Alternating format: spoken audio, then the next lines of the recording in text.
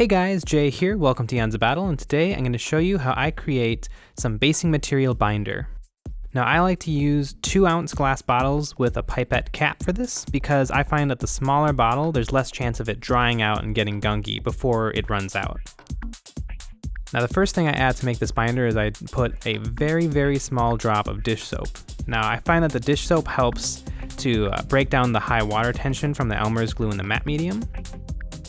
And then I fill it up with about 1/10 of a bottle of matte medium and then 1/10 of a bottle of Elmer's glue. These two are going to create a nice flexible outer coating when it's applied to your basing material.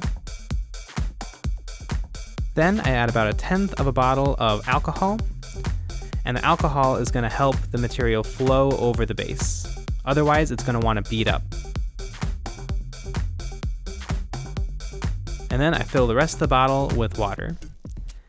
Now I'd suggest shaking it up before you've applied the applicator cap because you don't want any of the material to get sucked up into the pipette before it's had a chance to get mixed together.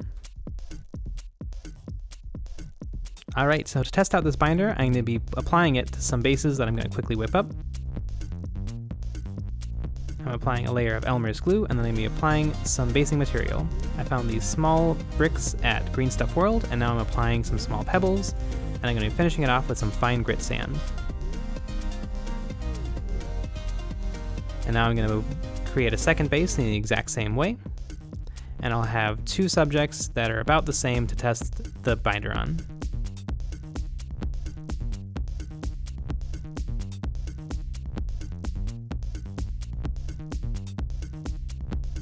Alright, I've given those time to dry, and now I'm going to be applying my binder.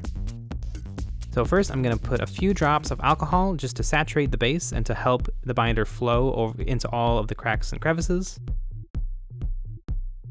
And now I'm going to be applying a few drops of binder. You want to apply enough so that it covers the base without dripping off the sides.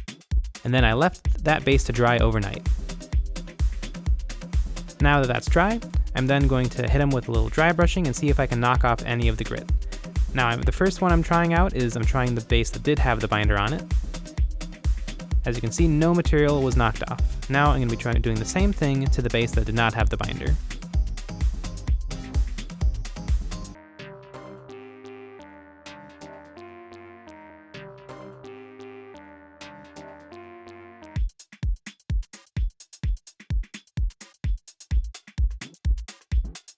As you can see, I lost a little bit of sand and I also knocked off one of the small pebbles. Also, more material could have been knocked loose through painting or just through handling of the model. I like to use this binder on models that are going to have a very specific base, or I really enjoy how the basing sand was applied and I don't want it to move while I'm painting or modeling it. I don't know if I would use this on every model or rank and file infantry, but I definitely use this on all of my elite choices and HQs. I hope you enjoyed the video. If you have any suggestions on videos you would like to see us do, please leave them in the comments below. Thanks for watching.